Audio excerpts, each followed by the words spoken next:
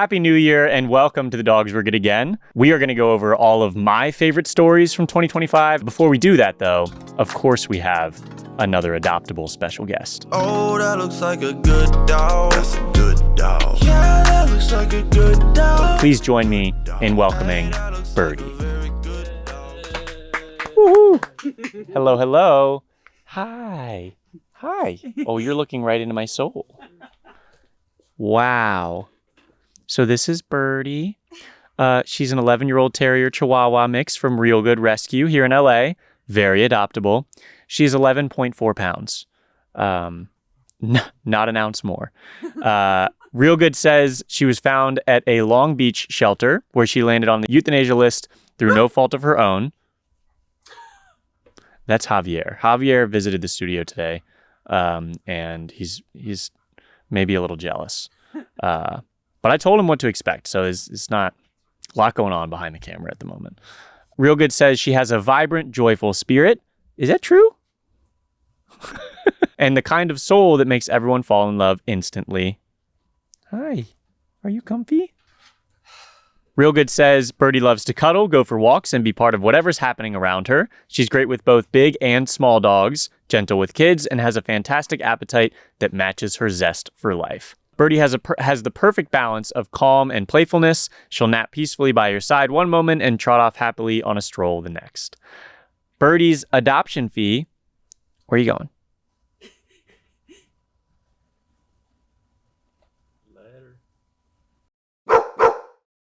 Okay, I forgot to say this the first time, but Birdie's adoption fee is sponsored by Luna from Silver Spring. If you recall, oh yeah, clap it up, clap it up, clap it up.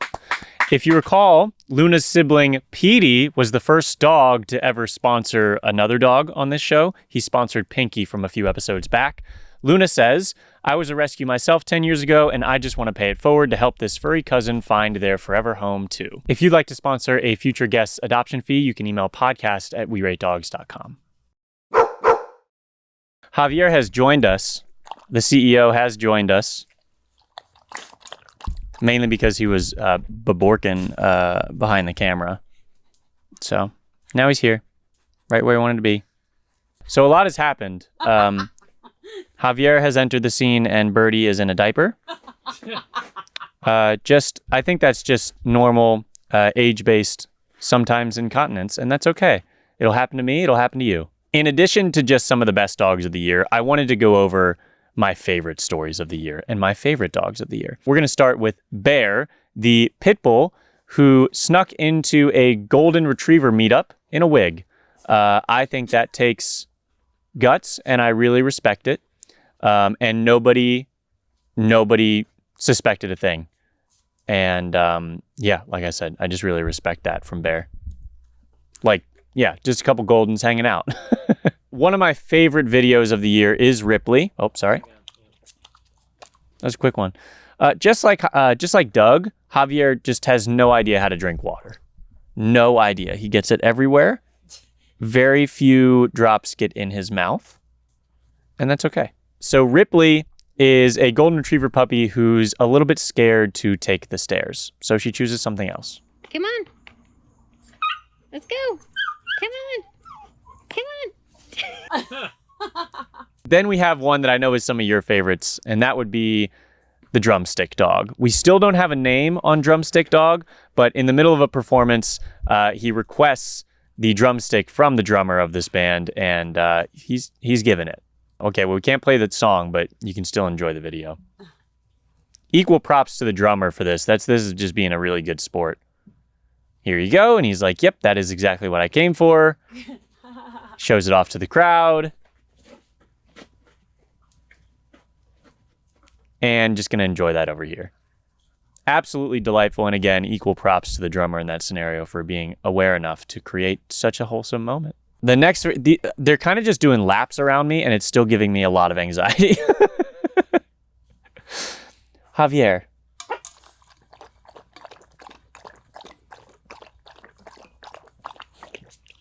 Attaboy. Yeah, get that water everywhere. Get it everywhere. Next, again, one of my favorites is going to be Kingston. Kingston went missing 5 years ago went missing 5 years ago and then was found living at a frat house 300 miles away. So Kingston became separated from his family in Louisiana during Hurricane Laura in 2020. His owners, Debbie and Joseph LaFleur, spent months searching for him, but he was never found. Debbie eventually accepted that they had lost their precious pup until she got an email 2 months ago informing her Kingston had been located via microchip. The tiny pup was found by the young men of Kappa Sigma at the University of Southern Mississippi. While his whereabouts for the past 5 years completely unknown, Kingston had spent the last week living at the frat house where he was called Benji. Debbie and her son drove 4 hours to the frat house where Kingston immediately recognized them and ran into the arms of his long-lost family. The only person missing from the happy reunion was Kingston's best friend and Debbie's husband, Joseph, who passed in 2022. They were like two peas in a pod, Debbie said, but Joseph probably made all of this happen for us. While the now 11-year-old Kingston is happily back at home with Debbie, he was still made an honorary member of Kappa Sigma. So good on everyone in that story, especially the frat boys who need some good PR right now. And here it is. So family dogs Ted, the lab, and Penny, the labradoodle on the right, wandered off their property Thursday, May 29th in Australia. Their family searched for them for 4 days until a neighbor crossed paths with them on their morning walk on Monday, June 2nd. Penny was standing at the opening of a mine shaft where Ted had fallen in. The Trentham Fire Brigade and the County Fire Authority rescue team responded and descended down the 26-foot shaft to get Ted. His tail never stopped wagging the entire way out. Let's watch that clip.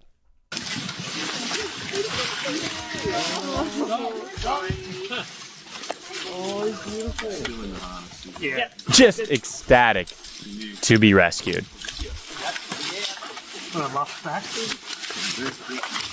So yeah, that was one of my favorite moments. Just not only the rescue and everyone involved, but the fact that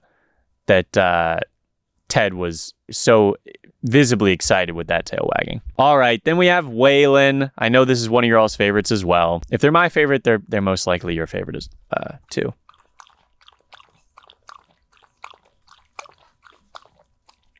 Thank you, Birdie. So Waylon had been in a shelter for 95 days when a woman came in with her son Kai just to look around. We know how that goes. They fell in love with Waylon. Kai asked so many great questions, not only about Waylon's personality, but how to keep him safe and healthy with heartworm medication and microchips. The shelter staff said they were truly blown away by this young man. Oh my God, I love it. They're just alternating.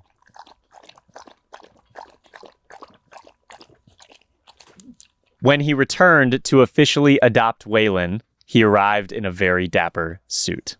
When asked why, he simply replied that it was a special occasion. And we agree. Waylon and Kai, a wonderful follow on Instagram. They're delightful, and they're still delightful together, and they're great. Very happy they found each other. So this is Ziggy and Rufus. Rufus, a rat terrier mix, was adopted by the Rife family in 2016 from the San Francisco SPCA. He lived with the family for almost 10 years before unexpectedly passing away in April of this year. That night, Jillian Reef scrolled past a picture of Ziggy on Instagram. She said, "His face was so identical to Rufus at first glance, I thought it was him." She agonized over the photo, then decided to put in an application with Muttville Senior Dog Rescue in San Francisco. 4 days later, she and her family went to meet Ziggy and adopted him. Jillian was convinced they were somehow cosmically intertwined, that Rufus had somehow put Ziggy in their path. That connection alone was a comforting thought, but in the months that followed, similarities emerged between Ziggy and the late Rufus that were impossible to ignore. The way they walked, the way they loved their human siblings, the way they talk and sleep, and even their similar digestive issues and preferences for cold corners. Jillian ordered a DNA test to prove that they were the same mix of breeds, but the results turned out to be so much more. Ziggy is our beloved Rufus's literal father. 10 years and 4 days after he left us, Ziggy, unbeknownst to us, as his father, came home with us. So they adopted the dad of their late dog, which is just unbelievable. Jillian said, "The statistical probability of two dogs over 15, a decade and hundreds of miles apart, being a direct child-parent bloodline and both adopted by the same family is 1 in billions." There is no science I can find to explain this, only kismet. Next up, we have Thanos, another one of my favorite videos of the year. He has figured out how to rest and babysit at the same time.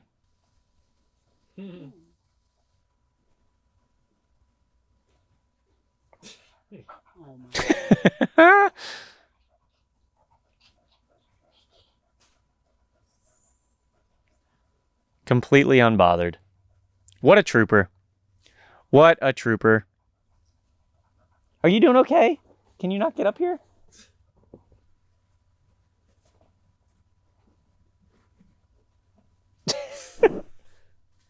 Another one of my favorites is Lufy. He made headlines right when we were starting this podcast because of his adoption photo shoot. So he is a 1-year-old Bichon Frise from the Sahara Kennel Rescue in Dubai. And they were trying to get him a home. And so they did a photo shoot with him. And that one photo broke the internet. That photo is also part of the photo shoot. That first photo absolutely went mega viral. Just unbelievable. The rescue, he needed a very specific home just because he had some paralysis and some special needs. And so the rescue really took all of that traction from that viral photo and found him a phenomenal home. But Lufy was adopted all thanks to the traction that those initial photos garnered. That's a photoshopped, but it's still incredible. Do I need to break something up here? Another favorite, Horus, the Great Dane on a plane. How could you forget? He was emotional support for the whole flight, we think. And because of how ridiculous that is, we do have several angles. I think we counted a total of 7 angles, 7 different POVs of Horus on the plane. And he was the most well-behaved passenger, is what we heard. Who could forget Max? Max slipped out of his family's garage in the middle of the night and walked 7 miles for a breakfast burrito. He was accidentally let out of his home and then walked 2 hours to a local convenience store where workers had fed him a breakfast burrito before. The store hadn't opened yet when he got there, but Max was found the next morning patiently waiting outside for his well-earned snack. I know that's hard to believe, but don't worry, we have not one but 2 GPS collars that told the story. One was, I think, a Fee collar that said he had 17,000 steps. It took him just over 2 hours to go nearly 5 miles. In the original Facebook post, Sarah Olson, his human, said, "My daughter came home around 11:30 last night and accidentally let out our Great Pyrenees Max. He's figured out that the workers at our small town convenience store will feed him breakfast burritos when he shows up in the morning. He walked nearly 7 miles to town for a yummy breakfast burrito. The C-store opens late on Sundays, so we think he got tired of waiting and walked across town to her boyfriend's house. He then walked back to the C-store. I woke up this morning to several notifications on his 2 GPS collars informing me of his trip to town. I found him waiting patiently at the front door of the C-store for his breakfast burrito." And I believe we do have a video of when they found him. Don't you come here and nobody feeds you, so you're sad and you sit out in the back? Is that what happens? Get in. And then actually, I do think we also have a video of him receiving that breakfast burrito. You ready for this burrito? Yes.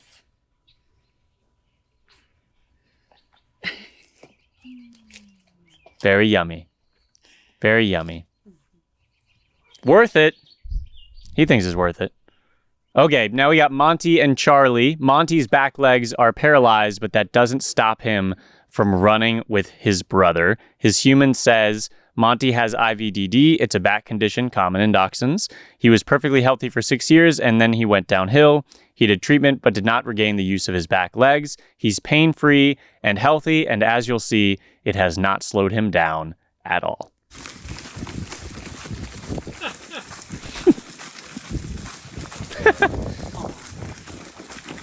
The look back.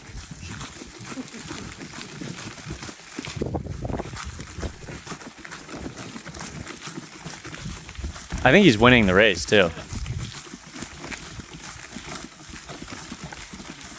That initial that initial look back, like, yeah, I'm going this fast. What do you expect? Is perfect. It's perfect. Yeah, there it is. There's your screenshot. Was that your pause just now? Just happened to pause it on the Incredible. Incredible. That is exactly what I was talking about. All right. My favorite story, not my favorite story. All of those were my favorites. But our last story in this category is Valerie.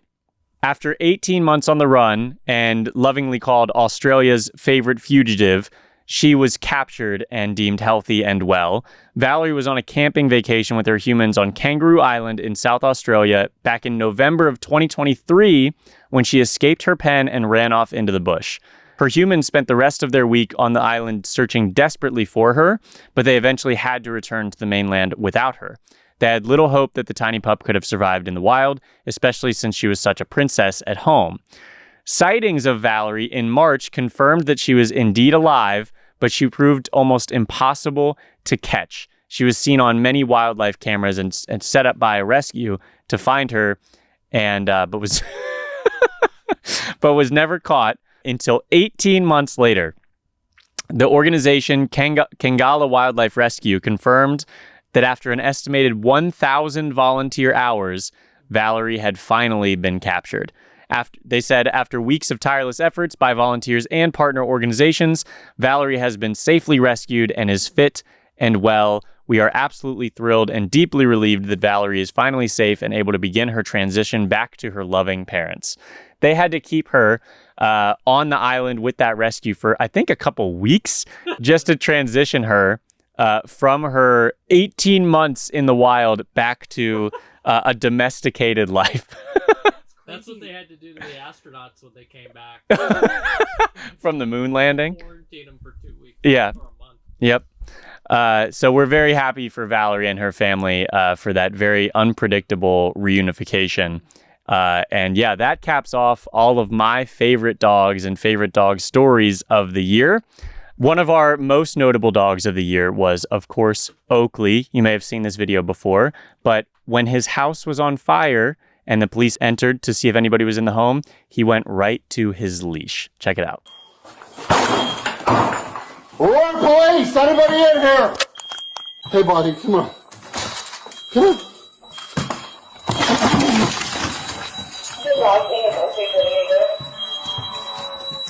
Sorry, buddy. Come here.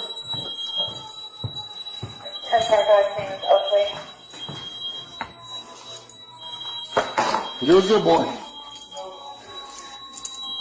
Come on, Oakley. This way, Oakley.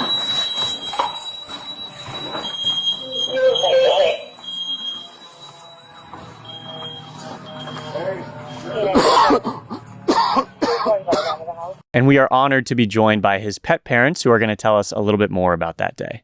Yeah, so thank you so much for joining us. Oakley was definitely a standout dog from the year. And so this episode is all going to be about the best dogs of the year. So I'd love to just ask you a few questions about him, if that's all right. Sure. All right. How did you first meet Oakley?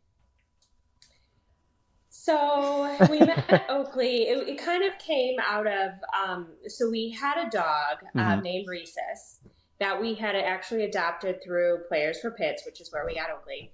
And we only had Rufus for maybe a year and a half or 2 years. 2 years. He had severe epilepsy. Oh. And so it was a whole thing of trying to manage his seizures and all his medical care. And so he really only lived with us for about 2 years. So we had to put him down. So after Rufus was passed, 2 weeks later, we were friends with someone else in the rescue, and she had just gotten a mother dog who was pregnant, and the mom headed the babies, and she's like, hey, who needs to, we need people to come and socialize with puppies. And so, you know, we're kind of in that grieving process. We're like, okay, we'll be right there. So we went over and we met Oakley, and there were 4 puppies in his litter. His mom was actually picked up off the streets of Chicago, pregnant. She may have been, one of the, like a breeding dog. And she was probably deserted or something. Anyway, so she had the puppies, and there were actually 10 in the litter, and only 4 survived. So Oakley is one of those surviving puppies. So yeah, that's how we kind of met him. Yeah. Thank you so much for sharing that, and I'm so glad that you met him.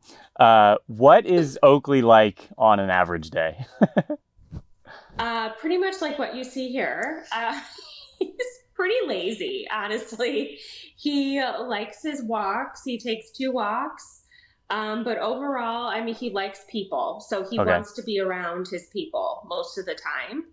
And so, yeah, he just kind of like follows everybody around and then sleeps wherever they are. So he's definitely just a companion, and just, he likes to be with people. He's just a people kind of dog, right? Yeah, he's confirming that. Yeah. Yeah, he's confirming. That sounds right, Mom. What was your initial reaction when you saw the footage of Oakley in the house? Well, kind of to like back it up. So we, after the fire happened, we were placed into like an emergency housing, our hotel. And an officer from the Aurora Police Department had reached out and said, hey, we have some body cam footage that we'd like to show you because we'd really like to release it. We know the outcome is good. We know that Oakley survived and everyone was safe. So can we just come over and you guys can preview it? So the officer came over and showed my husband and I the footage.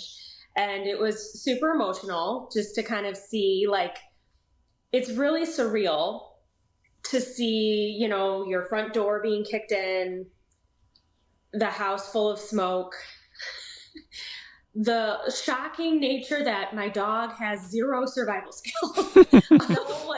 No barking, no doing anything. No barking, no whining. I'm like, dude, you're in like a burning house right now. What are you doing? So I think the whole thing was like just really emotional originally, and just very surreal. Like, holy crap, this is our house. And yeah, it was just a really surreal experience. And then when we saw, Oakley is a big, bad, scary pit bull who's afraid of baby gates. And so when the officer kind of kicked the gate down, my husband and I were like, well, we're never going to be able to use one of those again, because he was already scared of it. Like, every time we put him away, he would be shaking because he hid in the corner. Yeah, it was just ridiculous. So, yeah, but we were like just shocked at just everything. And then further shocked by just how incredibly viral the video went. Yeah, we were shocked by all of it. I think the every time, because we've featured dogs for a very long time, and anytime the dog is doing something seemingly intentional, it really garners a lot of engagement and like support, I guess. So when he made a beeline for his leash, everyone kind of like melted. Did you when you're watching the video, were you like, oh, of course he went over to the leash, or was that a surprise as well? So the thing about the leash, we didn't ever train him to do that. He knows he can never go outside without a leash. The farthest he can go without a leash is to our backyard to go on his lead. So it was like, so he didn't run out. He went to the thing that made him safe. That is wonderful to confirm with you all, because I'm sure, as you saw, the top comment everywhere was written from Oakley's perspective, like, Mom doesn't let me go anywhere without my leash. And to hear that confirmed, I think is very cool. It's pretty crazy. And like, so our house, we don't have a fenced in yard. So he's very used to being on a leash. But just the fact that he ran to the leash and like nudged it, that's when I kind of lost it. Of course. I was like sobbing when I saw that, like, he just nudged his leash. Like, oh my gosh. And so I think one of the other comments people were making that I saw was like, well, why didn't they just take him out the door? That was like right there. That's because the fire was right there. Makes sense. He couldn't go out that way because that's where all the firemen were with all their equipment. So that's why he went the other direction. Well, as I'm sure you saw, everyone was very, very proud of him. Very proud of you, Oakley. Yes. Yes. How does it feel to, like, I don't know, just see your dog go that viral and read the comments? Like, what were you all experiencing in that moment? I think, again, just like disbelief. And I'm like, this is our dog. Like, and I think too, anyone who meets Oakley, like, really does love him. So I think it's just, he was able to show the world basically what a good dog he is. And I think too, mission accomplished on that. Yeah, absolutely. And I think one of the other things that I wanted to do was get some recognition of the breed, right? Like, people are often scared of pit bulls. Oakley's an American Staffordshire Terrier, but it kind of falls within that, general realm. So I wanted to release the video to kind of show, like, these dogs are actually really great dogs. They're so gentle. They're so kind and sweet. It's really the people that train them that make them bad, that make them aggressive and make them fight. And Oakley is like the opposite of that and just such a lover. So that's why one of the big purposes is to kind of like give some good PR to the bully breed. Well, he was certainly like the poster child for a while there. Yeah, so no worries on that. Mission accomplished on that as well. Yes, for sure. We were going to ask if you had kept in touch with that officer in any way. Actually, we haven't. When I was at work when the fire happened and my husband was out. So when we came back, we met with Officer Mike, and he told us that he had actually just adopted 2 dogs himself. And so he was like, I was getting that dog regardless of the circumstances. And so he was very emotional about it too, because he had just recently gotten a dog. So he was like super, it was just really emotional for him too. We've reached out to Aurora PD to say thank you, and that's pretty much it. He was just very humble about it. Like, I'm just doing my job. I don't know. Yeah.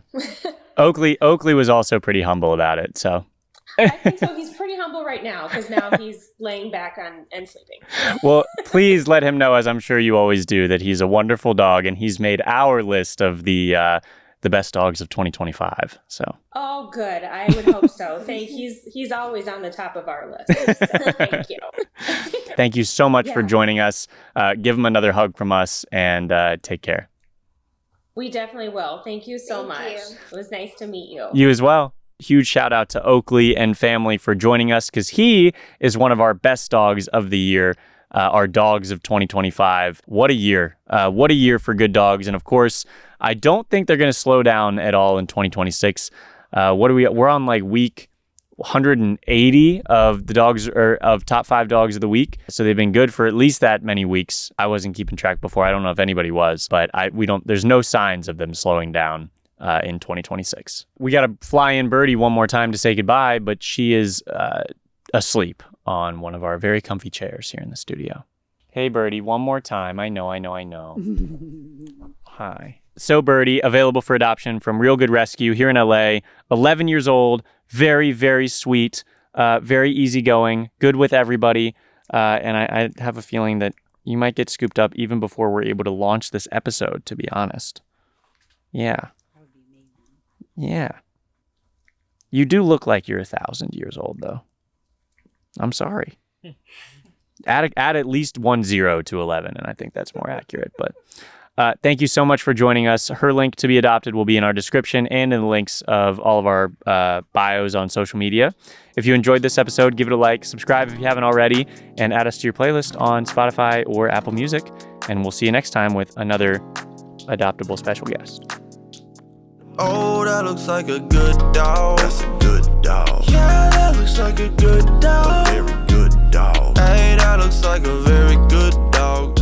Dog, is that your dog? If not, is there a way I can adopt? Because I get along